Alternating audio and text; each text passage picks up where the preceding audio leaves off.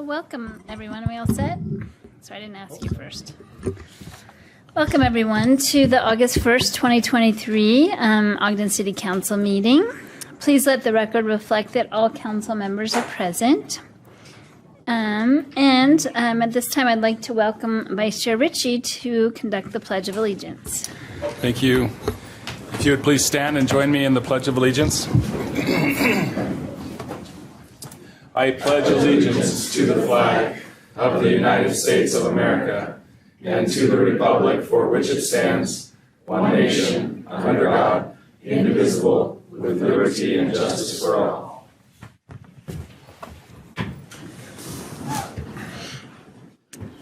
Thank you. And now please join us in a moment of silence.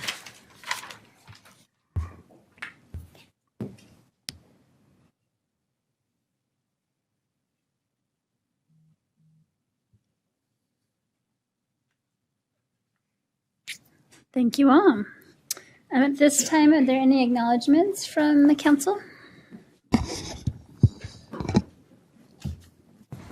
think I just quickly again acknowledge the Jay and his team, and the rodeo this year was fantastic and just all the way around. I know there was a lot of time and effort put into that, and the nights I was able to attend, it was just special. So thank you, Jay, and your team for getting it all done. Well, there's a lot of public safety there too. That is true. Thank you to those guys too, for sure. You bet. Any other acknowledgements? Got one. Please. Just want to recognize Ed Bridge and his team for hosting the first annual Sandlot softball tournament. That's a state recreation all-star tournament that we started a program that competes at the statewide level, and this year was the first year that our program was ready to host the tournament. So the state championship tournament will be next month, but it was a really successful event and took a lot of work, but appreciate all the work everybody did to help us do that. Great. Any others?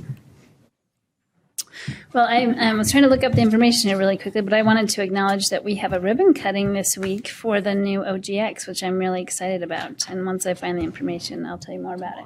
It's tomorrow, right? Tomorrow. Oh, yeah, it's Wednesday already. Sorry, I'm not on my days. Yeah, so it's tomorrow. So that is super exciting. Really excited to see that come to fruition, all the great work that made that happen. Madam Chair, can I just add to? Please. The FTA director is flying in for this. Oh, and right. They never do that. So this is an enormous deal for Ogden and for the state. Yeah, great investment in our community. I'm so excited to write it. For sure. Well, we have some other wonderful recognitions this evening. We're going to start with Captain Christopher Berry, the Utah Paramedic of the Year, and Councilmember Nadolski is going to read that recognition. Thank you very much, Madam Chair. Captain Berry is joined tonight by his wife, Angie, and his daughter, Natalie. Thank you for being by his side tonight and always. The Ogden City Council and Mayor proudly recognize Captain Christopher Berry for providing invaluable contributions to the Ogden community. Captain Christopher Berry was recently honored as the Paramedic of the Year by the State of Utah Bureau of Emergency Medical Services and Preparedness. This esteemed recognition is a testament to Captain Berry's exceptional skills, unwavering commitment, and dedication to providing emergency medical care to our community. Throughout his tenure with the Ogden Fire Department, Captain Berry has consistently gone above and beyond the call of duty, providing the highest quality of care to countless individuals in their times of need. He has served our community with class, integrity, and has consistently demonstrated the utmost levels of professionalism, compassion, and leadership. His exemplary actions have not only saved lives, but also earned him the profound respect of both the community and his colleagues. We are grateful for Captain Berry's influence in our community. His vision and work ethic have played a significant role in the growth of the Ogden Fire Department, contributing to the safety and well-being of our city. We are confident that he will continue to make a profound difference in the lives of those he serves.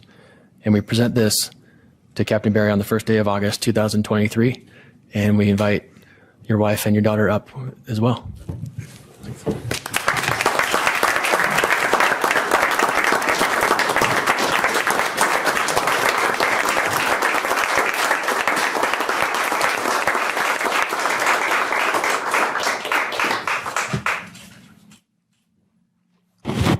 Congratulations. You can start over there if you'd like.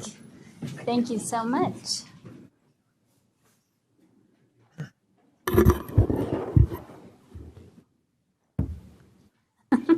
You can come back this way now if you'd like to. Would you like to shake my hand? Yeah. Thank you. Congratulations. My dad's. Thank you.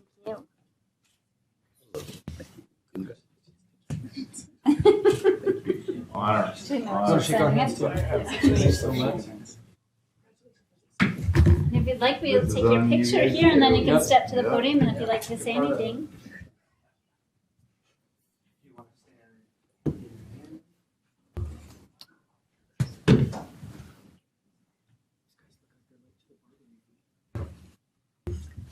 Can I still come over? Yep.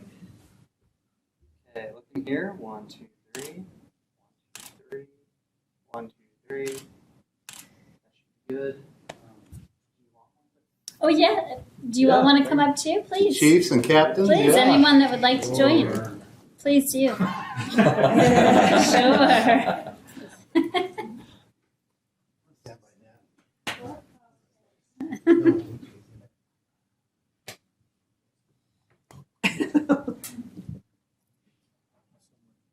Alright, 1, 2, 3. 1, 2, 3. 1,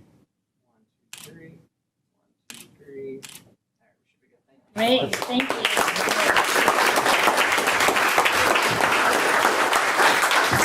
And Captain, if you'd like to make a statement, you're welcome.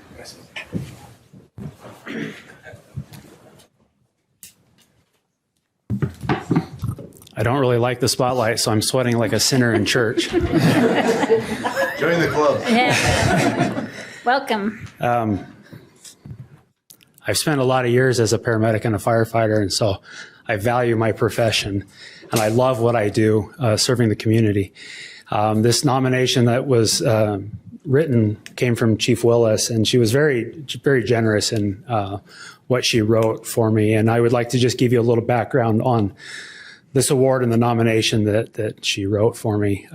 This was from a incident from February of last year, a young man who was injured in the train yard, who actually managed to live for 2 days after injuries that he probably should have died from. We ended up reaching out to his family and made a connection between a person that worked in the train yard and sat with this young man for 10 minutes waiting for us to arrive, who never knew the outcome of this young man, and the family who had a lot of questions.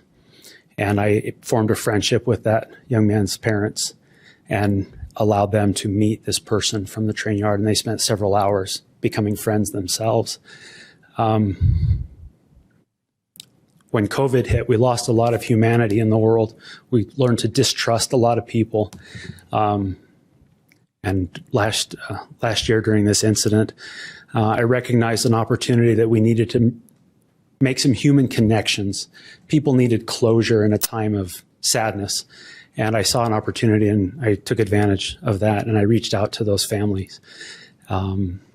Partly for my own benefit as well, I needed some closure for this call. It was very traumatic for all of us involved. And I just wanted to say that there are good people for Ogden Fire Department, the police department, Public Works, everybody in this city do good things every single day. And it's important that you as a council know that. We appreciate your support. And we look forward to having years of support from you guys. But good people do good things every single day. And this is just one example of that. So thank you very much for your time. Thank you.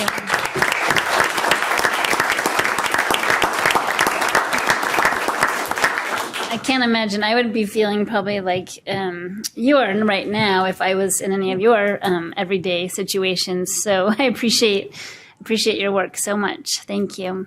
Any other comments from the council or the mayor? Just say, if you look behind you, your whole leadership team is 100% behind this, as are we. So congratulations, and this is a great honor, and I hope you feel that. And I know you don't like it. Most people don't want it, but it's a really cool thing that your whole leadership team would show up and celebrate this with you. So thank you for what you've done. Thank you for what you will continue to do. And I hope you give yourself an opportunity to let that marinate a little bit.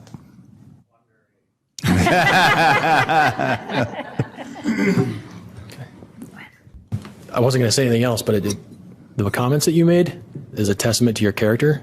The fact that you chose your moment to honor and bring attention to others. It's a sign of a true servant leader. So thanks for being that kind of a man. Great. Well, thank you again so much for your service. And thank you all, leadership team, for bringing it to our attention. Thank you. Okay, up next we have a joint proclamation declaring August 1st to 7th, 2023 as Pride Week in Ogden City, and Councilmember White will read that. Thanks, Chair. I'm always honored to be able to read this, just, you know, when I first ran for council, I didn't think that there was anybody that would accept me on this dais, and I've just really appreciated the support that not just this group gives the LGBTQ plus members in our community, but the support that the mayor and administration does too. So with that, I'm very proud to declare August 1st to the 7th, 2023, Pride Week in Ogden City. Whereas Ogden City is a vibrant and diverse community that celebrates and values the contributions and experiences of all its residents. Our city remains steadfast in its commitment to fostering a culture of inclusivity, acceptance, and respect for all individuals. And whereas the lesbian, gay, bisexual, transgender, queer, or questioning, and other LGBTQ+ community is an integral part of our diverse society, enriching our culture, economic, and social landscape. The invaluable contributions the LGBTQ+ community brings to Ogden significantly contributes to the betterment of our community. And whereas the origins of Pride celebrations can be traced back to the Stonewall riots in June of 1969, where LGBTQ+ individuals courageously stood up against discrimination and violence, sparking a pivotal moment in the fight for LGBTQ+ rights. Despite significant progress, members of the LGBTQ+ community continue to endure discrimination and violence. And whereas Pride Week is an opportunity to acknowledge the history, struggles, and achievements of the LGBTQ+ community, as well as to promote acceptance, equality, and exclusivity for all individuals, regardless of their sexual orientation or gender identity. And whereas since its establishment in 2014, Ogden Pride has supported the LGBTQ+ community by working to build and strengthen inclusivity. Through its inclusive events, educational campaigns, and valuable services, Ogden Pride has touched countless lives, defending and protecting basic human rights such as life, liberty, and freedom from violence and intimidation. Now, therefore, be it resolved that the Ogden City Council and Mayor Michael P. Caldwell hereby proclaim August 1st through the 7th, 2023, Pride Week in Ogden City. We encourage residents, schools, businesses, and community groups to take advantage of Ogden Pride Week as a valuable opportunity to engage in learning, listening, and demonstrating love. We appreciate the significant efforts of Ogden Pride, including organizing and administrating the Ogden Pride Festival, which is now entering its 9th year. This year's festival will take place August 4th through the 6th at the Ogden Amphitheater. I proclaim that we adopt this proclamation. Second. I have a motion by Councilmember White and a second by Councilmember Blair to adopt this proclamation. All in favor? Aye. Aye. Any opposed? Great. Well, thank you.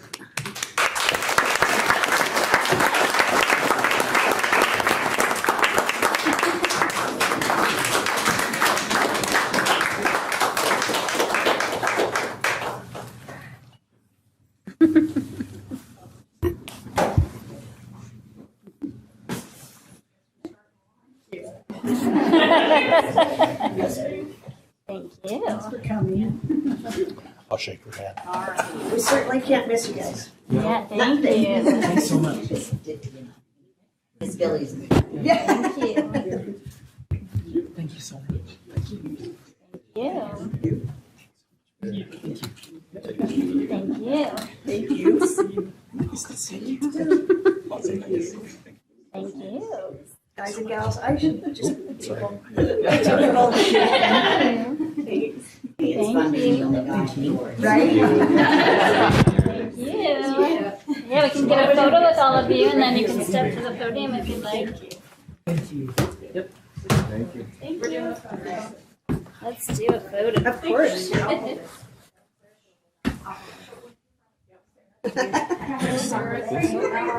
She was in front of us. Window over there. Come this way. All right, everybody find the window. I'm gonna move a little closer. So I'm too short for that side. Okay, perfect. Okay, looking here. 1, 2, 3. 1, 2, 3. And 1, 2, 3. That should be good. Thank you so much. Yeah, please step up to the podium and tell us about all the wonderful events that are happening. Hopefully you noticed we have Ogden lit up with some pride colors around the city up there on the display. Thank you, Madam Chair, and council members and amazing representatives of our city, our very diverse city. Oh, I should warn you, I'm a crier. That's okay. I stood here 5 years ago. 5 years ago, we made a proclamation. 5 years ago, a lot has changed. In 2019, we had about 5,000 in attendance at the festival. This year, we're looking at 8,000, and we want to grow because we represent a large group of Ogden. Ogden Pride doesn't mean just the LGBTQ community. It means people of color. It means our marginalized community members. It means Ogden can stand proud and embrace diversity, something that we all absolutely need in our lives. And just like humanity was lost in 2020, the LGBTQ community has also been attacked continuously, especially this year. Across the country, over 750 bills were entered into debate about who I am.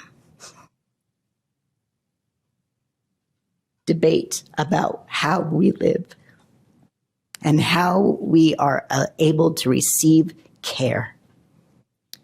And our most marginalized community members are youth. We protect youth because we give them a safe space to be themselves. We don't question their identity. We don't question their sexuality. We just say we have a space that you can be whoever you are, whoever you want to be, and whoever you are going to become. That's a value that we should embrace as a city. And with all of the festival things that we have this week coming up, it has been a great pleasure to serve and be a leader of an organization that in Utah tends to be looked down on. 9 years in Ogden is just a fraction of the time that the civil rights started for the LGBTQ plus community. But we're not going anywhere, and we continue to build and thrive and rely on our relationships with our city officials and our safety officials. And it has been a wonderful, wonderful journey to work and build that, especially with our Ogden Arts group. So we do welcome and invite you all to join us this weekend as we celebrate for the very first time 3 days in a row at the Ogden Amphitheater. Starting on Friday, we have our youth talent show. Give them a space for safety so that they can showcase who they are, so that we can help them build to be better adults. Give them a space to be recognized. So we're giving them the stage. We invite you to come and watch and support them as you get to see just a glimpse of what makes them proud as young adults. And then after the show is over, we're going to kick you all out. And we have a parent corral that you can join and socialize with our adults just outside the amphitheater. But we're going to give the kids their own space and have a pride dance. So we've hired a DJ so they can have that space. And that event is only possible because we received the Ogden City Art Grant. So thank you for that. Our next evening is a fundraiser because it takes money, we know, to run things. It takes a lot of money to feed kids. It takes a lot of money to take them skating that we do. And it takes a lot of money to make sure that we have the services and resources that they need. We do not require our youth to pay a single penny in order to participate with our events. So we pay for everything that we do for our youth. So Saturday is a concert, and it starts our doors are at 4, it starts at 5. We have 2 amazing local bands, Shecock with a Vengeance and Ginger and the Gents. They'll be entertaining us. And then we're going to close the evening with an amazing and energetic drag show, because drag is valid. Drag is a part of the LGBTQ community and history. It was drag queens and trans women who stood up and threw those first, not just stones, but shot glasses. So we're going to be closing the evening with a wonderful, wonderful drag show. And all those proceeds will help us sustain our programs for the evening. So you can buy tickets on ogdenpride.org. And then Sunday is our 9th annual Ogden Pride Festival with the theme, "The Future is Inclusive." It's a beacon of light to tell people that we are here and that we all belong, and that, yes, while we walk and we climb and we reach the peaks of mountains, we will win. And even though our lives are legislated daily, we still will win. And so join us on the festival grounds from 11 to 8 with 2 stages of wonderful entertainment, over 150 vendors, including food vendors, arts and crafts, merchants, and we are bringing back our kids zone with 6 activities and some amazing stuff. It is our largest festival to date. And it is a wonderful, wonderful honor to be a part of that and to lead my amazing board. So thank you again for this wonderful recognition, not just for us, but this is for Ogden. Ogden Pride is strong. Thank you. Thank you.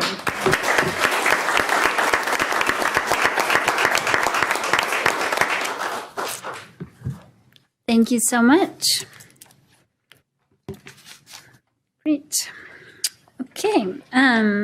Next up, we have a request to be on the agenda from Visit Ogden, and we have Sarah Tolliver, the president and CEO of Visit Ogden, along with someone else who might like to introduce. I will if you don't introduce mind. her. Great. Yes. Welcome. Thank you for having us. Those are 2 incredibly powerful recognitions to follow. I'm very emotional after listening, so I apologize. But part of why we wanted to be here is because obviously we all know the incredible public safety teams that we have here in the city and the community, and the incredible work that so many of our organizations are doing. But we wanted to give a recognition of our own to acknowledge some of the Ogden City team that's been so beneficial in helping us do our work and the impact on the community that we're able to have in a very, very different way. And you know, I think we all recognize over and over again that the secret sauce of our community is the collaboration and the way that we all work together. And this is just a great opportunity for us to highlight one of those projects that we were able to work on, and we don't do that enough with your team. So we want to try to be better at recognizing some of those collaborations and opportunities that come our way. Triple Crown Sports is what we wanted to talk about tonight. I just wanted to give you a little bit of background before I turn the time over to Millie. Triple Crown was an event that came our way during COVID because many of the destinations that they were operating in had basically said that they couldn't host their events during that time frame. They had closed their parks and weren't allowing any of those recreation opportunities to happen. So we were able to make a connection with them. And even though we are not a community that boasts 6 or 8 or 12 ball fields in one area, we were able to sample together a number of fields for use that required collaboration from the Ogden City team, the Weber County team, our school districts, our other cities within the county. I mean, it really was a true community effort to piece this together. And frankly, we thought that once COVID was over, and is it ever really over? I'm not sure, but that once it's over, it's done. Once other communities opened back up, that we would potentially lose that business back again to these facilities that had the ability to host them in one complex. And because of the power of this community and the welcome they get when they come here and all of these people who come to the same table to work together, we've now been able to secure these events for, we just hosted Triple Crown Softball for the 2nd year and introduced a new event, Triple Crown Baseball, this year, and we have multi-year contracts with each of these events. So we wanted to publicly give our appreciation to the Ogden City team for helping us execute these incredibly successful events.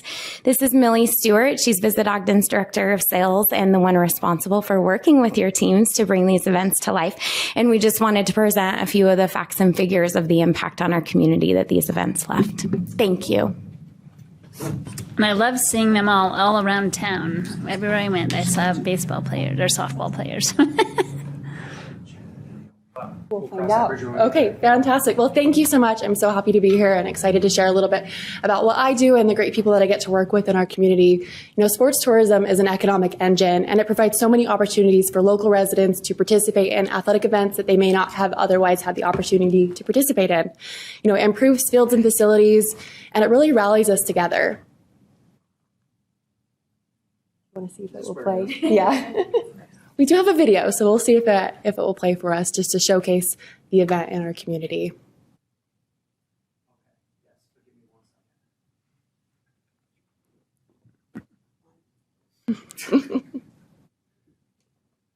Two. Have the Jeopardy music. 3. Yeah, show it right there. Brandon. We didn't give you There's a. No one would give you a No stress, no stress. You're doing just fine. Hard pass. It's okay. There's a new town for the Triple Crown Showdown, where after you slide, you'll ride or glide. Close game scores, hometown stores, mountain shores, and more. Play hard. Play harder. Play harder still. Eat, sleep, repeat, and maybe just chill.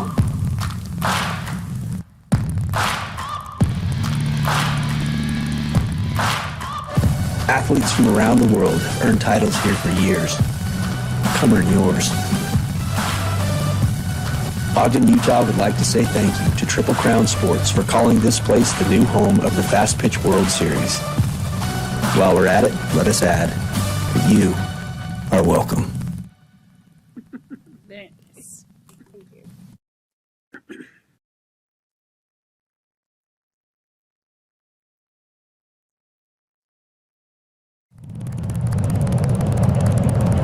That's what's to play.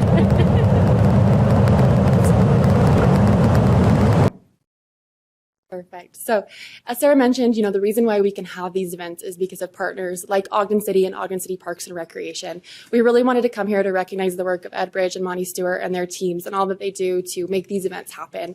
You know, I received accolades from numerous players and coaches and those that are involved in putting on the tournament in regards to their work, from field quality to bathrooms to concessions and overall staffing and how they handled and operated with these children that had the opportunity to play.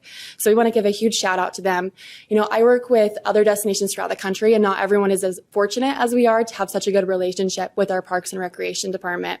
So huge thank you to them for their help and participation. Same with the special events team. You know, they put up those banners, which really welcomes the kids to our community that are down 25th Street that can see it, and they can really feel that we're excited to have them here in our community. Triple Crown is a unique organization in that they also give back. Last year was our first year with them, and they improved some of our fields. They provided fencing and mounds, and they're continuing to propel us forward in terms of sports tourism and local recreation use. When we have these groups that come in and they provide these positive things for the event, it stays here, and then our locals get to take advantage of those opportunities that are now in place. A big part of sports tourism is that economic impact. Sports tourism is the fastest growing segment of tourism, and particularly female sports provides the highest economic impact. Last year was our first year with the Fast Pitch World Series. They had 55 teams coming in at $2.9 million in economic impact. In 2023, we saw 92 teams. We're still working on gathering some of the final pickup reports, but we're estimating about $4.4 million in economic impact. This is the team staying locally, they're dining locally, they're taking advantage of the recreational opportunities that we have. They're going to the Solomon Center, the Megaplex. They're really investing in our community in so many different ways. The Best of the West finale was the first year baseball event, and they had 46 teams and an estimated $1.3 million in economic impact. Because of our partnership with Triple Crown, we're continuing to see more groups that are interested in us as a destination for recreational tourism, for youth sports, for these groups that want to come in and play. I know Ben did speak to D1 prospects, but Ed Bridge and his team have done a fantastic job in partnering with them. We've hosted 3 events with them collectively this year that estimates to be $602,000 in economic impact. One of which I particularly want to highlight, which is the high school all-star game. It was the first female high school all-star game in the state of Utah for softball. So for us to be able to propel that forward and give these young female athletes a place to play and showcase their skills and abilities is incredible. We've also had other groups that have provided some tourism aspects that we haven't necessarily been directly involved in, but wanted to recognize. The 5-Tool World Series had an economic impact of $107,000, and the Utah Baseball High School All-Star Game with an estimated economic impact of $62,000. These groups come in and they get to experience so many different things. One thing I didn't touch on Triple Crown is, we had them at Lindquist Field for the baseball event, and they had to do an opening registration there, and it gave the kids an opportunity to play on a really high-level field that they otherwise wouldn't have had. With softball, they had an opportunity to play the championship game at Weber State University. The softball event this year was 16 and 18-year-old girls, and for them to get a taste of that college field feeling was incredible, and also showcases our university in a really unique way. When we talk about economic impact, there's hotel rooms, heads and beds. There's the direct spend in terms of renting fields and facilities and concessions. But there's also all these other aspects that come into place. Local transportation, food and beverage, entertainment, the supply chain effect, the sales tax, the wages, the jobs. It's all a ripple effect. And that's really our goal, is to help propel and bring these events in that provide that positive economic boost. And it gives our locals those opportunities to compete that they may not have otherwise had. A few facts I wanted to share. I have the opportunity to go to a number of different sports tourism conferences where I meet with different groups. Baseball and softball is a huge portion of that right now. Over 34% of these attendees are usually baseball and softball organizations. And only 14% of registered destinations represent cities or field complexes that have 8 or more fields in one location. With that being said, I just really want to thank you for your efforts with the 4th Street Ballpark and what could potentially be happening there. We're continuing to see more and more groups who are interested in utilizing our space. And the more we can invest for our locals to use, the more groups we can bring in, and it just elevates us all collectively. So really want to thank you for those opportunities, and are looking forward to continuing to see expansion for recreation in Ogden.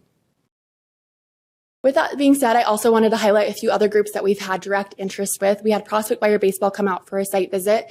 They are looking at adding 2 events to us next year, as well as a showcase event.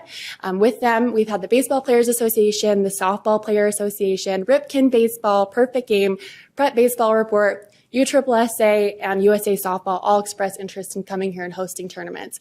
And it's because of partnerships like we have with Ogden City and Ogden City Parks and Recreation that allow us to work with these groups and host great events.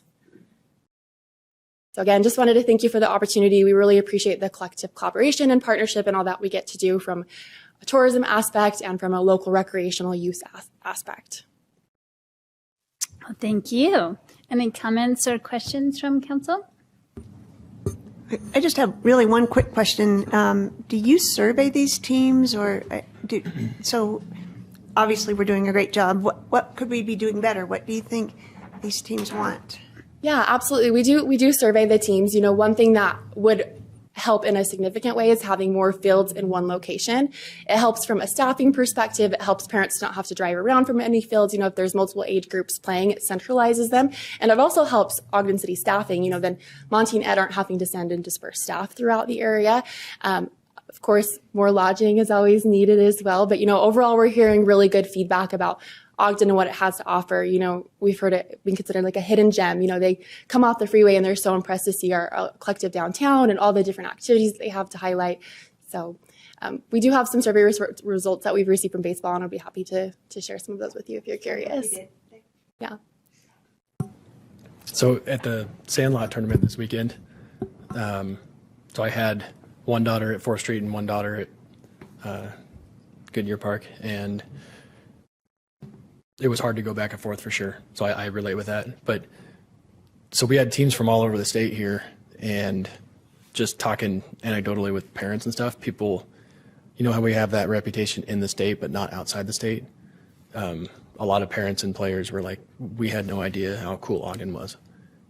We haven't had a reason to come here until now, and it's opening our eyes as to what this town is. And that was really fun to see.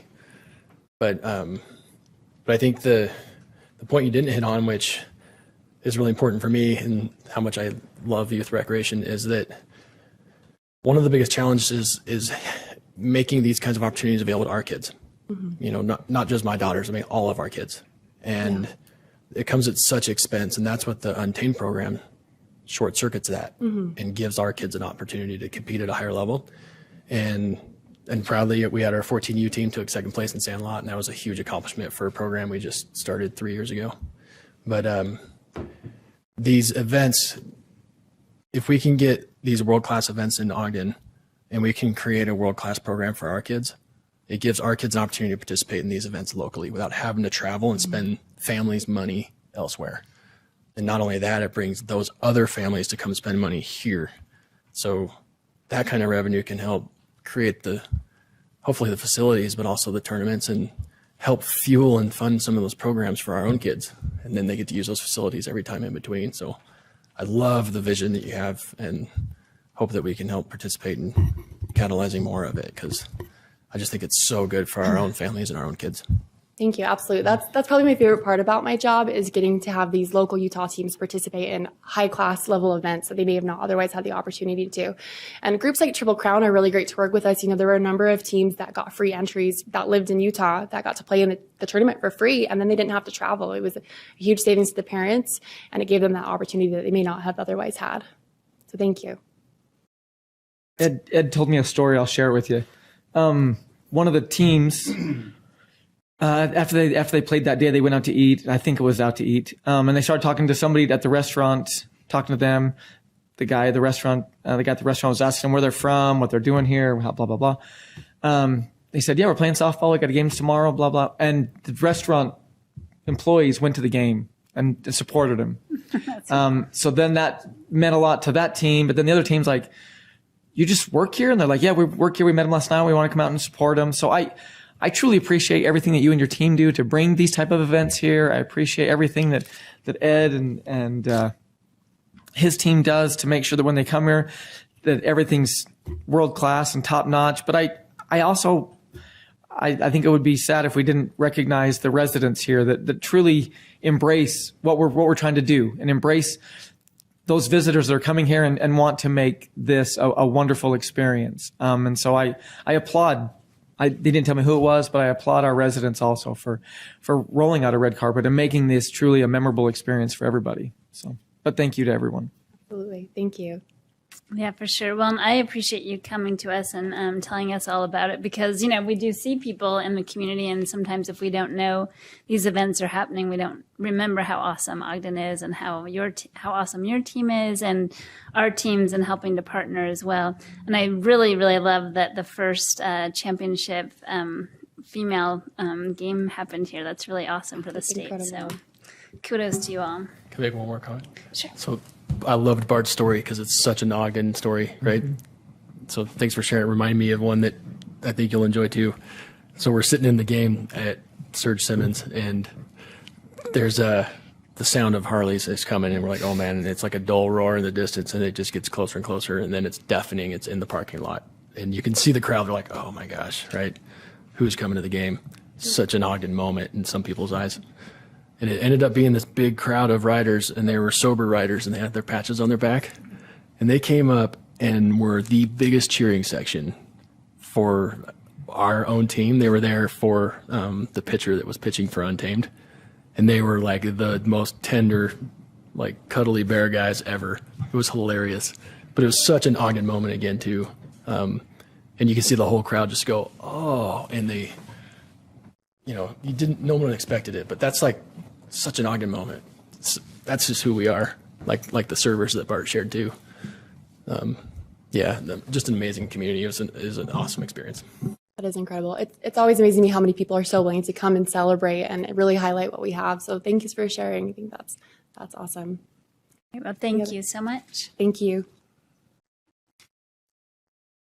Great. Up next, well, if this amendment passes, we won't call it the common consent anymore, right, Janine? It'll just be the consent agenda. Would anyone like to propose a motion on that? Chair, I would like to make a motion. Please. If it's the last time we're calling it common consent. Yeah, you got it. I've been calling it the consent agenda for a little while anyway, but I would make a motion that we adopt the quotes common unquote consent agenda by amendments to the rules and norms. Second. I have a motion by Councilmember Heyer and a second by Councilmember Nadolski to adopt the common consent, and this is a roll call vote. Councilmember Blair. Aye. Councilmember Heyer. Aye. Councilmember Lopez. Aye. Councilmember Nadolski. Aye. Councilmember White. Aye. Vice Chair Ritchie. Aye. Chair Chaburka. Aye, and that passes. So let's see. The first person that calls it the common consent, they have to put it like $1 in the jar or something. Yeah. Okay, up next we have public hearings where we're going to welcome Barton Brierley, the planning manager, to talk with us about 2 public hearings. Okay, good evening, Chair Chaburka. Now the real highlight of the evening, everything that you've just been waiting for is city boundary adjustments. So we have 2 tonight. The first one is an adjustment with Marriott Slaterville, and this was a request from the Worryville School District to adjust this boundary to include all of their property in Marriott Slaterville. The 2 properties that are in Ogden are the ones, the bottom highlighted in magenta, and they are currently both have built school facilities. One's the Weber Innovation Center and one's the Two Rivers High School and Adult Education Facility, and Weber School District owns a vacant property right between those 2 that is in Marriott Slaterville. They would like the entire complex to be in Marriott Slaterville. All the utilities are served by Marriott Slaterville. So they've requested, and Marriott Slaterville has requested that these be moved to Marriott Slaterville. So this is the Weber Innovation Center and the Two Rivers School. Council had a couple of questions on this. One is, what are the tax implications? So both properties are currently tax exempt, and Marriott Slaterville does not collect property taxes. Ogden does not provide utility services of property. I did finally get out of our legal department that we could possibly do an interlocal agreement with Marriott Slaterville to share revenues, but it wouldn't be effective unless, first both cities agreed, and second, if they were changed from exempt to non-exempt, and Marriott Slaterville started collecting property taxes because it can't share any revenue that they aren't collecting. So it is possible, though even if you did it now, it wouldn't have any effect. The other question you had was about the storm drain line. There is a storm drain that goes from this property to 12th Street, and that 12th Street drain goes to the Ogden Nature Center property. And looking at it a little bit more, the entire line doesn't need to be abandoned, just the connection from the facility to 12th Street would have to be rerouted. So that existing storm drain line that goes to the Nature Center would stay there. They would still get storm drain from 12th Street. So it's a pretty minor thing. We did try to reach out to the Nature Center. We talked to the biologist there. but didn't get a real clear answer whether they use any of that water. But it would be a pretty small impact because the storm drain line would continue to be there and still get drainage from 12th Street. So the Planning Commission had taken this up and made a recommendation that you approve the boundary adjustment. That concludes the report. Any questions for Barton or comments?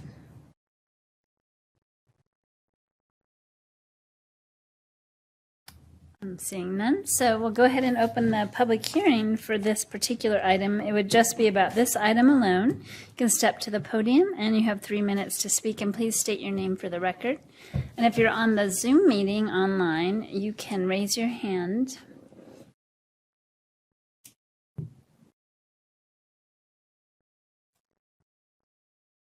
Come on up. Good evening, Teresa Bramwell. I just have a question. This is an adult education high school, the Two Rivers High School. So my question is, if it's moved from Ogden City into Marriott-Slaterville, will Ogden City then be deficient an adult high school education center that they're required to have or that they should have? So would there be any implications on Ogden City to create a new location for that type of a facility if they abandon this one to a Marriott-Slaterville? That's my only question. Thank you. Awesome. Any other comments? Not seeing. I don't see any hands raised online. We do have one telephone number, though. If you're on the telephone, you would need to hit *9. Got it the first try. That will raise your hand. Seeing none, Chair, I would make a motion to close the public hearing on this item. Second. I have a motion by Vice Chair Ritchie, a second by Councilmember Heyer to close the public hearing. All in favor? Aye. Any opposed? Great. Any other comments or questions? I think I can answer Teresa's. I believe, and Barton, maybe you can clarify, I think that school will still be there, and that's in Weber School District. So Ogden School District has its own adult education program, but then Weber District has that one, and as far as I know, it's going to remain. So it's still available to all the Weber County constituents. Right. It doesn't change the school district boundary, so Yeah. it would serve the same people it serves today. Yeah. It gets confusing because Ogden City School District is basically the same boundaries as Ogden City, so people get confused. Any other comments or questions? Chair, I'd make a motion concerning proposed ordinance 2023-43 that we adopt that ordinance. Second. I have a motion by Councilmember Heyer, a second by Councilmember Nadolski to adopt ordinance 2023-43. Is there any other discussion on that item? I'd just like to mention all the things that Barton brought forward. I think the questions were all valid that we asked along the way. Whereas it's, it's not practical to even consider worrying about this thing, since it wouldn't happen for at least 50 years anyway, probably. So seems appropriate that we follow through with this. Great. Any other discussion? Okay, this is a roll call vote. Councilmember Heyer. Aye. Councilmember Lopez. Aye. Councilmember Nadolski. Aye. Councilmember White. Aye. Councilmember Blair. Aye. Vice Chair Ritchie. Aye. Chair Chaburka. Aye, and that passes. Thank you. Chair, I just want to make a comment. Thank you Please. for bringing that question. That was a really good question. So That thank you. was a good question. And then I think also I appreciate you following up with the interlocal agreement idea too, because that might be something we'd pursue if they do start redeveloping it or something later. Or if they start taking property taxes. Great. Up next, our next boundary adjustment. Okay, so this is a different boundary adjustment with South Ogden. This is a request to move the boundary from the south line of Country Hills Drive to the center line. This was requested by South Ogden City. So it's on Country Hills Drive, and the area highlighted in red is where would be changed that's currently in Ogden would move to South Ogden. And here's a aerial photo that shows the area. So just move from the south right-of-way line to the center line of the street. The reason this is requested is South Ogden had approved a apartment building on the property line there, and they have an access that would come out onto Country Hills Drive.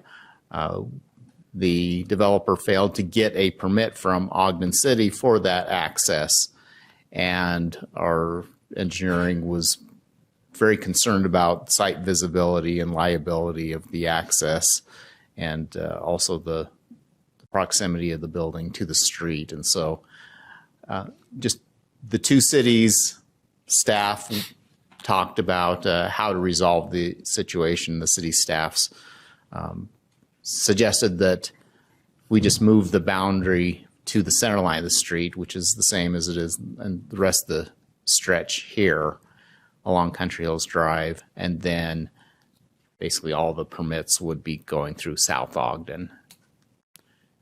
So here's just the plat, and this was taken to the Planning Commission. The Planning Commission recommends approval of the proposed boundary adjustment. Any questions? Chair, I do kind of have a question that this sort of brings up. Tell me if I'm wrong, and tell me that I am wrong. I hope you are able to tell me this, but it sounds a little bit like it was a situation that was unsafe that Ogden City was not comfortable with, and therefore it was sort of a hot potato kind of a thing. But we didn't create the problem; they did. So it's your hot potato, but we still got the same unsafe circumstance. Is that true? Yes, that's true.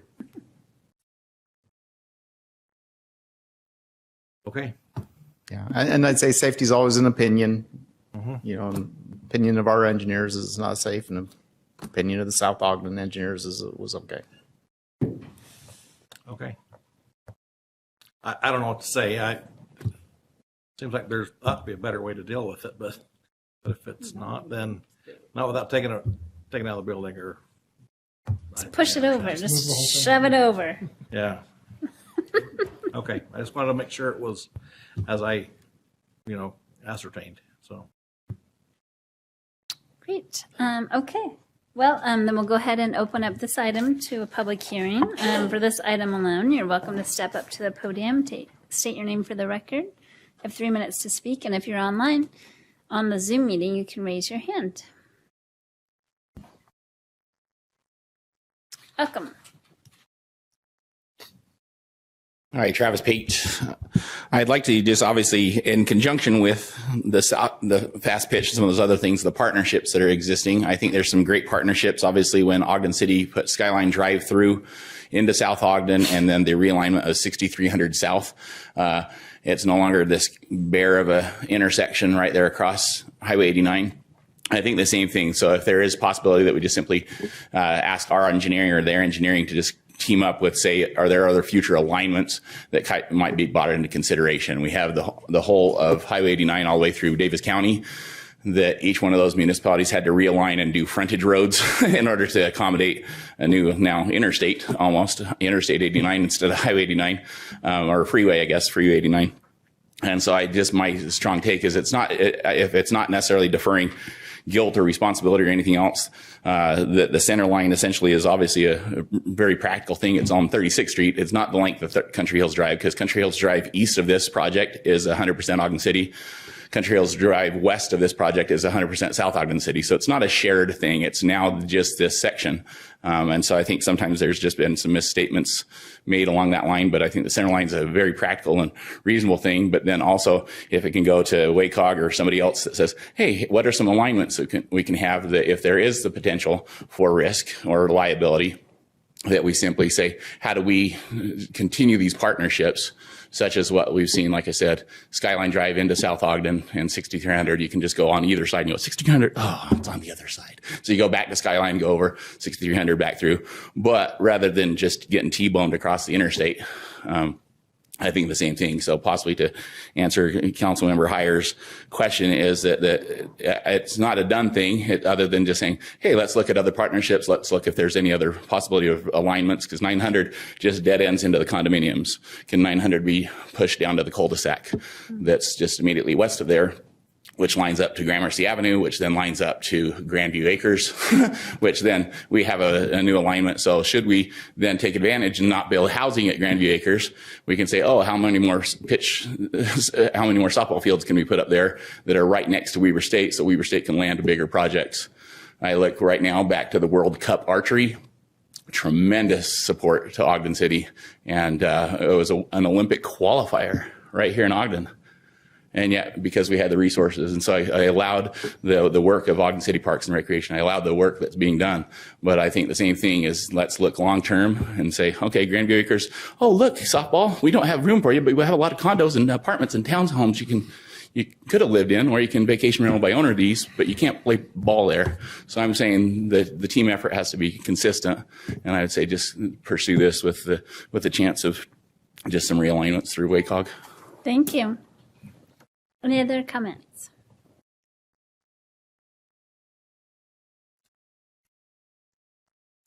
Not seeing anything else online either. Would anybody like to close the public hearing? Sure, I'll make a motion that we close the public hearing on this item. Second. We have a motion from Councilmember Heyer, second from Councilmember Blair to close the public hearing. All in favor? Aye. Any opposed? Great. Any other discussion or comments or questions? Seeing none, I will make a motion that we adopt proposed ordinance 2023-44. Second. We have a motion by Councilmember Blair, a second by Councilmember Heyer to adopt proposed ordinance 2023-44. And this is also a roll call vote. Councilmember Lopez. Aye. Councilmember Dodowski. Aye. Councilmember White. Aye. Councilmember Blair. Aye. Councilmember Heyer. Aye. Vice Chair Ritchie. Aye. Chair Chaburka. Aye, and that passes. Thank you all. Hopefully we're done with boundary adjustments for a while. Yeah, I mean, it's a fun thing to do. Okay, up next, we are going to invite Monty Stewart, our Parks Manager and Public Services, to talk with us about a proposed amendment regarding camping and related activities on public property. Welcome. Good evening, Chair Chaburka and the council. Thanks for letting me come tonight. So I'm here on behalf of the administration to propose an ordinance revision to amend section 7-2-15 of the Ogden Municipal Code. This pertains to camping and related activities, including the storage of personal items on public property. As you all know, the council reviewed the proposed amendments on July 11th in the work session. As mandated by recent state legislation, in order for the city to receive homeless shelter mitigation restricted account funds, cities must enforce an ordinance related to camping. Cities must enforce this ordinance that prohibits camping on public property. Prohibitions are common in cities where unauthorized camping leads to public spaces being rendered really unusable for a time for their intended use. Unauthorized camping and storage of personal items on public property, they can cause unsanitary conditions, health risks to campers themselves and the surrounding community, environmental damage, fire hazards, criminal activity, and conflict with residents and businesses, and obstruct pedestrian and vehicular traffic. This can place the public in danger. Proposed amendments will create a more specific definition of camping and will be easier to enforce. Amendments to the ordinance also clarify that the ordinance won't be, it won't, in times when the shelters are full, the police chief can say, hey, we're not going to enforce this through notification to his officers. We're asking tonight the council to adopt the proposed amendments that will give staff an additional tool to help combat the problems associated with unauthorized camping in our public spaces. These activities are costly to clean up, they're difficult to enforce, and negatively impact all the residents of Ogden City. That was short and sweet, right? I just have a follow-up question. I just wanted to just make sure I'm understanding correctly. So the way that the new ordinance is written, that is specifically required to receive the funds, or is it just in general, or? Yeah, so I think Mara kind of touched on it before. The city's received about, I think it was maybe 1.7 million, I think is what she said in the work session of these homeless mitigation funds. And recent state legislation requires that the city has to have a camping ordinance and enforce it. But this specific language, or just one in particular? I think just one in general. Okay. So. Any other questions or comments?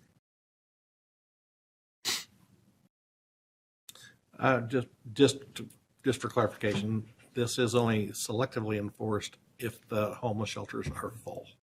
So no. So if the homeless shelters are full, then they wouldn't enforce. Well, that's what I mean. Wouldn't. It's selectively. You select not to enforce. Select not to. Right. So there's also code blue in the winter that they'll suspend enforcement of the ordinance. So during those times. So, do we know how often our homeless shelters are full? To my knowledge, I don't think we've had them full yet. Okay. Jay, do you know? I don't think we have had them all full. I think, I think it depends on what we mean by full, because different shelters offer different kinds of services. So some people at Lantern House, for example, there's some people that are enrolled in case manager. They're part of the program where they stay in one part of the shelter. And then there's an overflow area where people can just stay overnight. So they can come in at like 9 p.m. and they have to be out by 6. There's a couple different definitions for full. That's 100% correct. Yeah. And so we've given allowances to the Lantern House. If it's a code blue and it's really cold in the winter, they can open their areas that would not be approved for sleeping. So people have a warm place to stay and have access, whether they take advantage of them or not, to resources. But we can expand the capacity there, but it's got to be by the fire chief and our public safety group to say, this is a code blue. We need to look at this and do something a little bit different and just have temporary space at the homeless shelter. But that we've opened it and it's not been overwhelmingly received. We'll put it that way. And I was just thinking, like, the YCC could be totally full. It's one type of homeless shelter that we have, and then Lantern House would be another. So it'd be, I'm sure, I know that the city's very involved in all those meetings and conversations, so I think you understand the nuance, but I'm not sure if everybody in the public does. I guess I have several conflicting thoughts about this ordinance. I certainly don't want the city to lose $1.7 million, because we know that we probably spend more than that working on this issue. But I do have some concerns. I'm just looking at the language from what it was before, crossed out.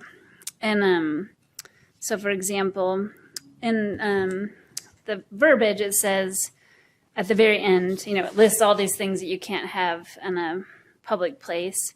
But it says, I guess at the end, I'm trying to figure out where to start. It says, forego shelter or camping or sleeping equipment to fail to remove the same from any such street for more than 5 minutes after being requested to do so by a police officer or citizen. So I think in the new language, it just says you can't leave things, this big long list that you can't have on public property, but then also that you can't leave things for longer than 15 minutes. And it doesn't really have that caveat about requesting to remove it. And again, I'm not trying to be negative about it, because I realize we have to have some kind of ordinance. But I just have a feeling, and I'm not trying to, if a citizen, we'll just focus on citizens for now. If a citizen saw me sitting in the park on a blanket for more than 15 minutes, I don't know, are they going to ask me to pick it up? And am I required to do that? Or is it only people that are using it that we deem to be unsheltered? And I just have questions about that. How does it get applied fairly? I'm not saying anybody individually in our departments or in our city would want to do anything negative to anyone, but it it's challenging to me to understand who it would be okay to allow to do things and who it wouldn't. Yeah, so I think that's why. So there was actually two. So in that list of items, it's two or more of those items, which really I think it's trying to drill down on those that are camping in the public space and not those that are sitting on a blanket. I know that. You know what I'm saying? I know. I mean, you might have your little shelter there with your kids, you know, and I don't know. It's just to challenging. defend Monty, I would say I'm not saying Monty yeah. is doing anything negative. I'm just saying in general, this kind of ordinance worries me for that reason. Sure, and that's going to be. It's always going to be subjective, and that's part of the homeless coordinating committee is we kind of walk through some of these things and try to redefine it and get smarter about it. So if you've got a bunch of shopping carts and a tent set up and everything else, that's a little bit different than if you're sitting on a blanket having a picnic with your family. But you're probably not going to be doing that in the middle of January. So that's where our homeless advocates come in and will go. I mean, I can say without exception that our police department would go talk with them, bring the homeless advocates in, work through that. It's not going to be they roll in and say, you got to be out of here in 15 minutes. And oh, I know. And I've definitely witnessed how they are talking with people in the park. I mean, it's right down the street from my house where a lot of this activity happens. I'm just trying to think through it and how policy sometimes can create inequitable situations for people. And I'm not trying to accuse a particular person or department. I have neighbors that are upset about these things happening in our park too. I'm just trying to think through it in the most humane way possible. Yeah, and I'm glad the mayor brought up the homeless advocate coordinators because they're huge in this, right? This is I mean, just this last week, I probably talked to Anna 3 different times, and she's great to, you know, and what's great is I can say, hey, there's this, you know, we have this issue, and she knows them, you know, and she says, oh, we're trying to get them to this next process here, and I think that's great. There was one other question that back to the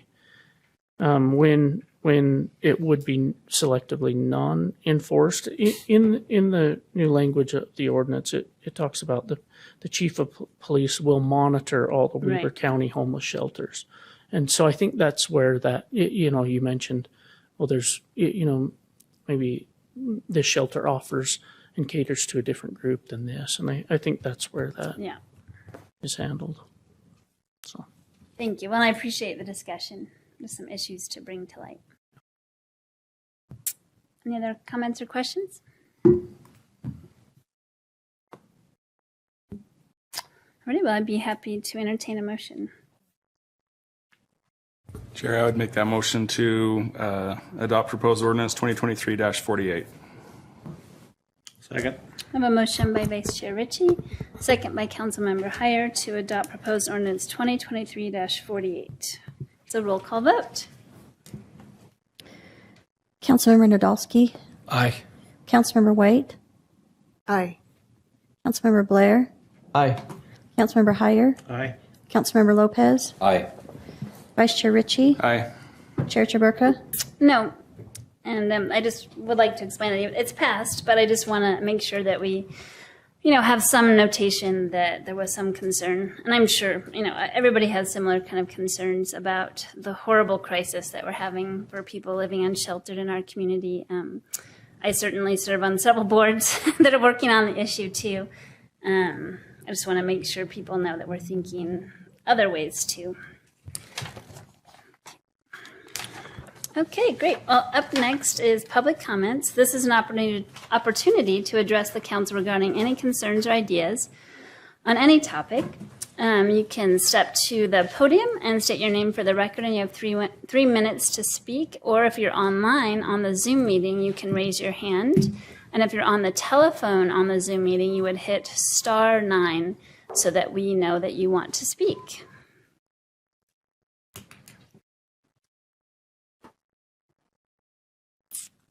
Come on up.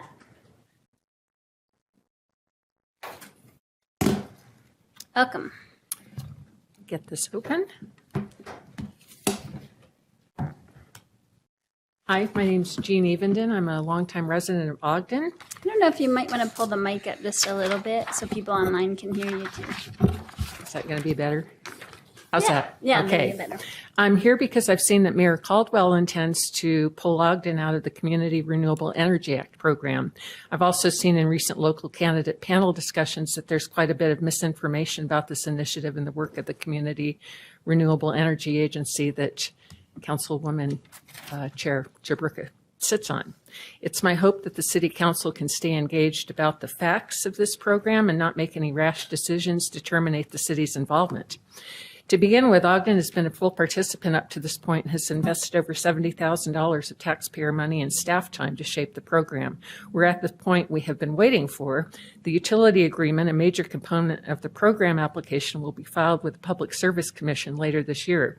Once the PSC approves the program, we will know more about the customer rates in time for each community to make an informed decision whether to adopt the ordinance and thus formally enter the program. To pull out of the program before we even know what the rates will be is not only a complete waste of my taxpayer dollars, but I think yours as well. Before the utility agreement is signed and the PSC has determined that before the agreement is signed and the PSC has determined what our rates will be, there's no reason to terminate our involvement. Secondly, I've heard a lot of concern expressed over the past few years about the impact of this program on the low-income members of our community. Know that this is being worked on. I've sat in on several of the agency board meetings and kept up with their meeting minutes for the past year. Their communication and low-income subcommittees are working diligently to assure that each community's outreach efforts are as extensive and complete as they can be and that low-income communities are accommodated. There are 3 programmatic strategies to low-income assistance that the agency board adopted last December. They are enhanced monthly bill credit, termination fee waiver, and an online donation platform. The enhanced monthly bill credit and termination fee waiver would apply to those qualified customers that are already enrolled in Rocky Mountain Power's low-income helpline program. In addition, the state's Home Energy Assistance Target, also known as the HEAT program, has proposed significant increases in electricity credits for low-income customers. Third, and as a reminder, any resident may choose to opt out of this program and continue to secure their energy through existing sources under the existing rate structure. This is a win-win for all citizens. And finally, Ogden City conducted a survey last year in which residents were asked a series of questions to determine their interest in renewable energy and whether or not they'd be willing to pay more for it. I had hoped to be a part of that survey, but I learned later that those of us who were classified as solar customers by Rocky Mountain Power were excluded from the survey by the Sorry, you'll have to finish up. You can send the rest to us in an email if you'd like to. Yeah, I have I was over about 30 seconds, so thanks for your time. Thank you.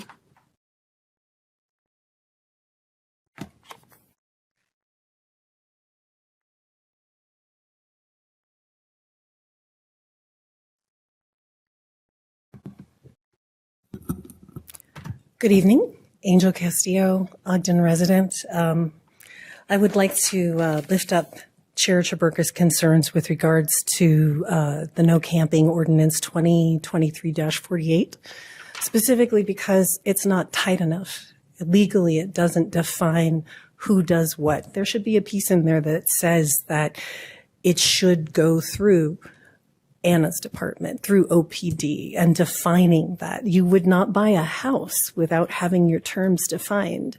And we need to legally define that. It's a big, huge loophole open for interpretation, which is open for abuse. And I'm not saying, as Chair Chaburka did, that anything is wrong at OPD. They're fine officers, and the homeless outreach program is stellar.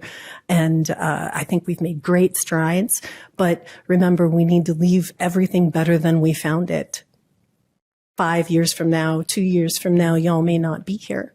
How is that going to happen? How are people in the future going to execute this order?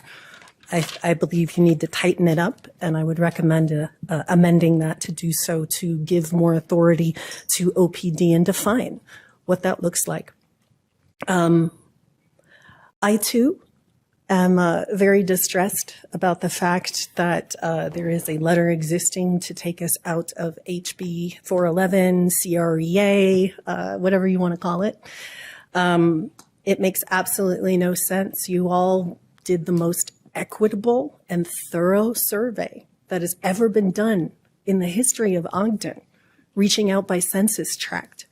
And people said they wanted clean energy.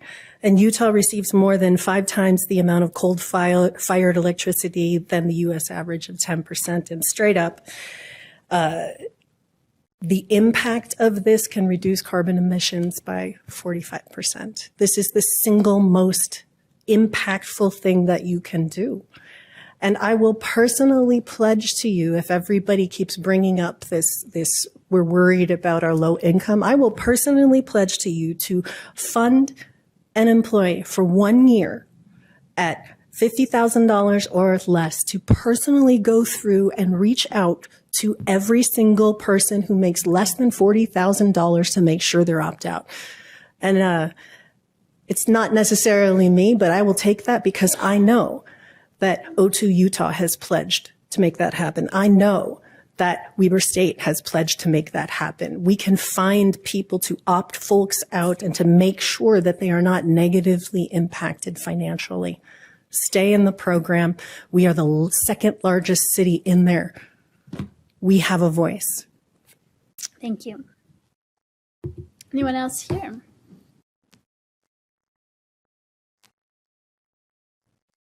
Hi again, Teresa Bramwell.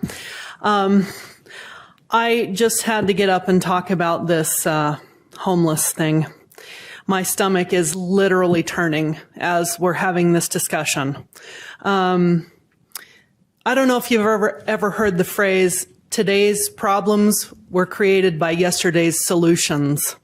And I know I, for one, have been a crime victim of this population that we are discussing today hundreds of times. And granted, it has gotten better since I started coming to these meetings. And if you've intervened on my behalf to make that happen, I appreciate it. There have been less of that kind of activity in my neighborhood since I have started being extremely vocal about it. But I want to know what the teeth are if we're creating a solution to the problem, right? So the solution is camping on public property. The problem for me is people breaking into my home, breaking into my stores, breaking the windows, coming in, sleeping, doing drugs, stealing all of my property. And I can tell you for a fact that I know for a fact, and I have documentation proven on my phone, that a person in possession of my stolen property had the address of 2775 Wall Avenue. You can look it up and see where that is.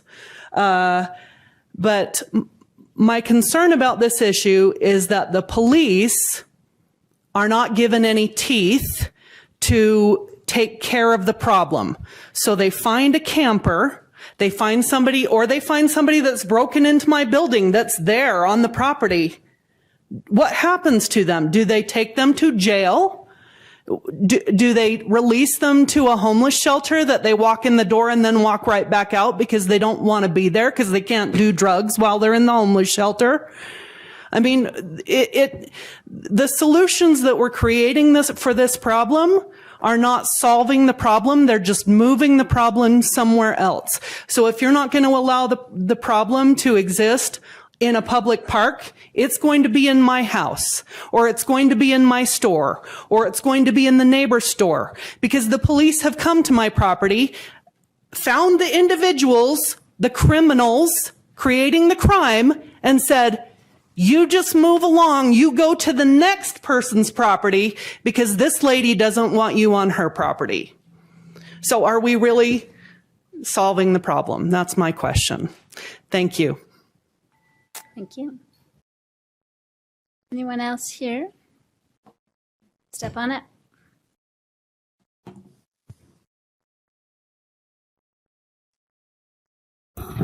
Hi.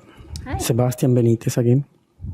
Last time when I've been here was April 18, and I come here to talk about the Birch Creek Street, and I request to reopen the traffic, the free traffic again, and there in that time. And they said they closed because they are going to do the parking lot to Weber State University. The 13th Amendment protect the free circulation, and the Utah code, the Utah law protect the same thing too. And they amend in 2014, effective in May 12, 2015, the free traffic for the citizen for public purpose, and they put the regulation about the private property, and they allowed to close the street to make some improvement or something like that. But they made that amendment to close temporary, like normal, to fix the tree or whatever, But Birch Creek is closed for permanent. That did not allow the lot. And I understand the Planning Commission ignored the law and processed vote 3-5 to close Birch Creek, and that was straight to the mayor, and that was made the authorization to proceed the project building Weber State parking lot on both sides. Everything is done in one side and it's closed with the metal gate, and the free circulation, like the Utah law protect that one for every single. And just I want to remember you, Weber State University is not private. It's from the state. It's public and supposed to open. And many years ago, Taylor Avenue was closed already, and Mount Ogden was closed to the access to Weber State University. Now they are closing the last street to connect East Bench straight with the Weber State University. And I request to remove the metal gate and make free circulation for the traffic and for the people, a student. And they explained to me why they do it, but it's under the law. It's not by the law. And we need to fix that one like friendly, And I come here, thank you for the extra time. I am coming here like talk like friendly, We need that street open again, and it's a beautiful parking lot there. But the gate have to remove, and I request that one. I've been here 3 months and a half ago talking about the same thing, and I know you ignored that situation. How the Planning Commission vote and do not come to the city council and the public impact. I am not the city council. I ignore the process, but I am coming to request open the gate, remove the gate, and make free circulation like the Constitution allowed, and the Utah law protect that one. And thank you so much for your time. I hope that can fix it. Thank you. Any other comments?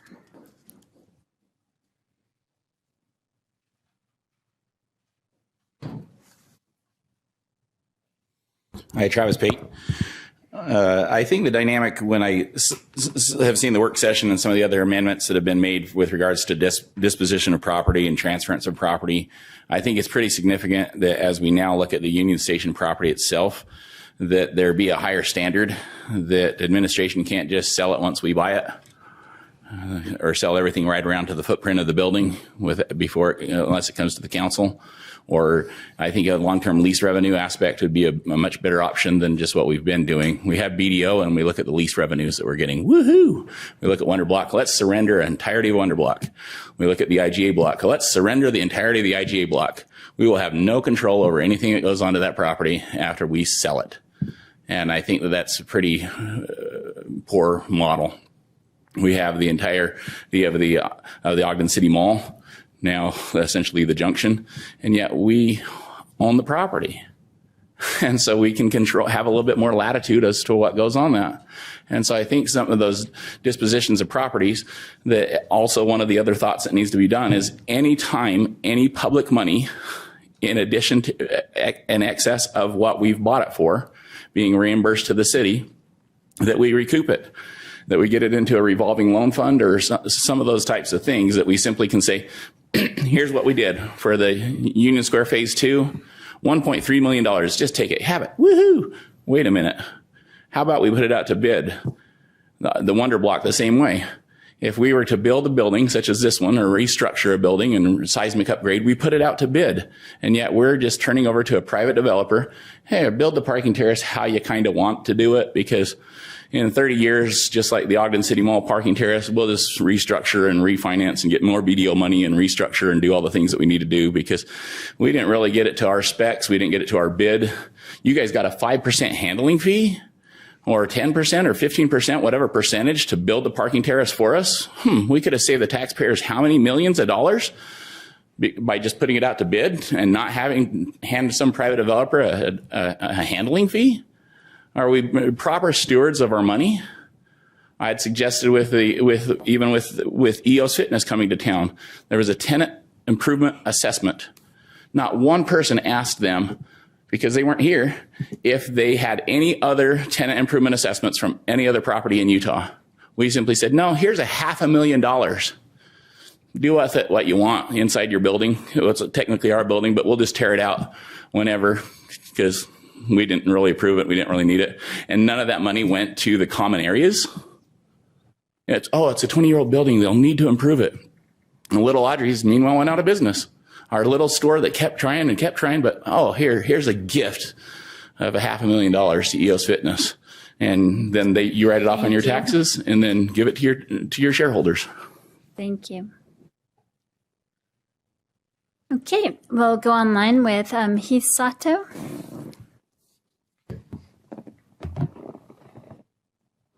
Hello, Heath Sato, Ogden resident. First, thanks to everyone for supporting Pride Week for Ogden tonight. These days, there are way too many communities busy trying to restrict human rights. So your support for people to have the freedom to be their true selves and actually celebrate that truth is genuinely appreciated. Also, in the work session today, and tonight, I appreciated seeing some changes in the RDA developer selection process. I think it's a good start. I'd also like to see a final tally of what the project for where the cleaners was. The purchase price plus the cleanup price to the city minus whatever the developer paid for the land in the end. If we could get a tally on what that cost us, that'd be great. I'm ecstatic to see a project that is using some federal programs to create housing at 60% of the market rate. I would encourage more of that when we choose to help or even pay developers to create housing here. I'm also curious, speaking of the RDA, where is the Brown Ice Cream building? By contract, it's supposed to be finished, ready for occupancy in less than 4 months. We were initially told when they were selected that the developer was chosen without a public process because it'd make the blight go away more quickly. In the last 21 months since that property was transferred, the building has growing graffiti on it, and frankly, it looks more blighted than ever, so I don't see how that process is working. And last thing about the RDA, did I miss the RDA property sale presentation that was at the end of the packet agenda? I didn't catch that. Did that get moved to next week? Let's see. The camping policy. I really appreciate Councilmember Chaburka's comments. I understand the state's made it necessary for us to pass this, but when we do, I want to be certain we are expanding our ways of helping the unsheltered beyond our current coverage of the issue. There's lots of valid reasons the shelters are not full, but that's a much larger discussion. Regarding Code Blue, I'm concerned how we're talking about this since as a time when I lost my place of my thoughts here. I'm concerned about how we're talking about this because they say we won't enforce the law during a Code Blue episode, but we scattered homeless encampments not long ago on the coldest night of the year when COVID was literally killing people inside the shelter. So I'm a little concerned when we say we won't enforce it at certain times, but we've behaved differently. And the CRA issue and wildlife rescue center issues, we need genuine updates and transparency on what's actually going on. The wildlife rescue still has to legally kill or legally let animals die until they get their permits from the city. Thanks. Thank you. Any other comments online or here in the chamber? Okay, I'm not seeing any. Any comments or responses from the council? I just have a quick comment, and in light of all the what's the secret sauce, I want to publicly say thank you to Travis. We were at the debate a week or so ago, and it was pouring down rain, and he ran out to his car to get an umbrella to help Bob and Marcia Harris out to their car. And I want to publicly thank you for that, because that's the secret sauce in Ogden. That's what makes us tick. And so I just wanted to thank you for that, because that was pretty awesome. Sure. Any other comments? Travis is an awesome man. So Sebastian's my neighbor, and he's asked me about this a couple times, and I don't know what the answers are. Can staff help me get some background? And I can. Okay, thanks. Whatever you can do to help arm me with that information, I could have a better discussion with my neighbor. Thanks. Thank you. Speaking of Travis, I was curious about his comments on the tenant improvement assessment money for EOS. So I also don't know if someone knows a little more about it, because I can't remember. But I'd appreciate also, Janine, if you would please help me find out. Thank you so much.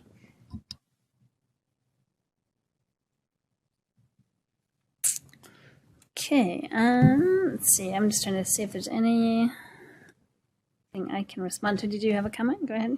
Yeah, maybe while you're looking at your list. Yeah. As it relates to Korea, I've been knocking on some doors and talking to some people, and you're right. There's misinformation and multiple answers on certain topics that's getting confusing. So that was something I relayed to Jennifer Bodine. I ended up knocking on her door, and she knows about as much as anybody about it. But that was something I expressed to her, is we need to make sure we are all singing from the same sheet of music, because we're starting to talk over each other on what is and what isn't. So anything you can do to help with that would be a huge help for decision makers too. Thanks. Great. Any other comments? I don't think I have any based on this list. Mr. Sato asked for a whole bunch of different updates, which I don't have the information about these. I can tell you, though, that the last item on the agenda for the work session was just an informational item. So you can look at the, I'm guessing there's a link, though, to the one that's online, right? Because I think I looked at that one, too. So there's a link where you can go and see further information, yeah. It's not on this agenda, but yes, we can follow up with that. Yeah, okay. Well, any comments from the administration?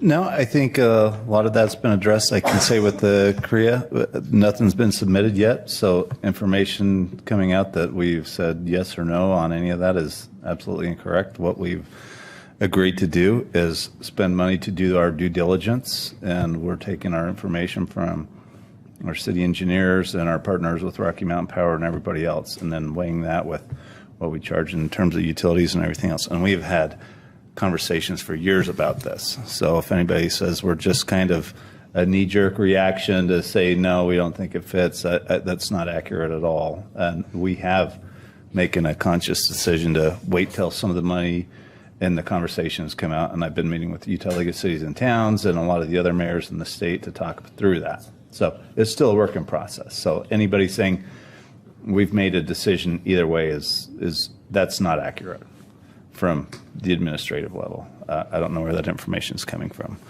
And I really do think that the camping ordinances and everything else are critical, and it's a little hard to have criticism for us not caring about our homeless and unsheltered community, because I believe we've done more than any other city in the state to mitigate and manage and try to thread the needle for what's in the public interest and what's in their interest, and how do we take care of that in a thoughtful and respectful way. And that's a dynamic issue. If any city in the entire United States of America has figured that out, let us know, because we're all in. But it is a really tough balance that we have worked on for a long time. And that $1.7 million is a lot of effort from our police department, from our fire department, and from our homeless advocates to say, here's what is actually happening. And a lot of the other cities along the Wasatch Front have taken our numbers and rebuilt their application process and everything else, because we do know what's going on and what we can help with, what we can't help with. You can't force people into that. It's just a dynamic balance that I tip my cap to our public services. I think they've dealt with it very empathetically and looking at the long term. And we've had Wayne Niederhauser, the chair of the State Homeless Coordinating Committee, come up, and he said on multiple occasions, you guys are the model we would hope that a lot of other communities would approach, because we don't reject it. We just try to find a fine balance with it. And a lot of other communities bust their people into Ogden because they say they have the services there, we can't deal with it here, so let's just dump it on Ogden. And I do not think that is fair for Ogden citizens. The numbers for the Lantern House for a long time were more than 50% of the people that accessed services at the Lantern House were not just from Ogden City. They were not even from Weber County. And at some point, there's a balance where we can say, this is what we can do, this is not fair at some point. And I do think that the homeless camping ordinance, where some people have recommended we open all of our public parks to free camping and no observation at all, that's the worst thing I think we can do for that community. I think having our advocates and some rules and requirements and everything else is the most humane approach to that. And people can disagree with that, but in talking with all of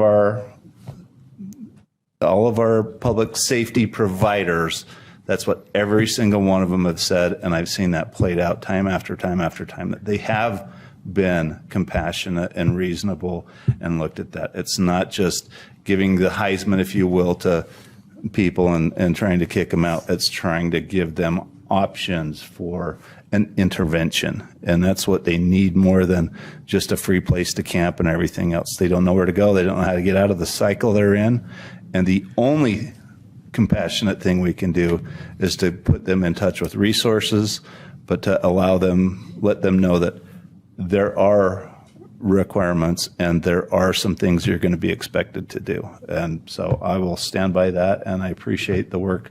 We have 2 full shifts, and all they do are chase homeless issues and try to give them access to resources. That's 2 full police shifts that aren't doing other public service work because they're that concerned about it. So that's something people can criticize me for, but that's something I stand by and I think is the most compassionate and reasonable approach. And so I'll just leave it at that.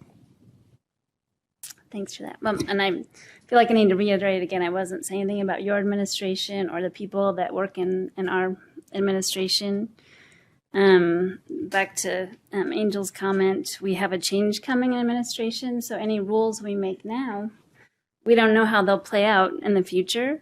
And I do know that those advocates are funded by grant funds, so we don't know if the next administration will continue those funds. So I certainly applaud all the work that Ogden City has done.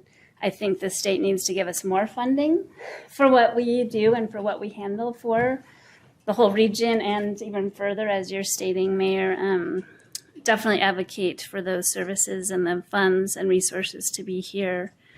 I just have concerns about the future. We don't know what will happen. So, any other comments? I would just add, we're open to solutions. Everybody can criticize everything that's being done. Everybody has good ideas. We're all ears for that.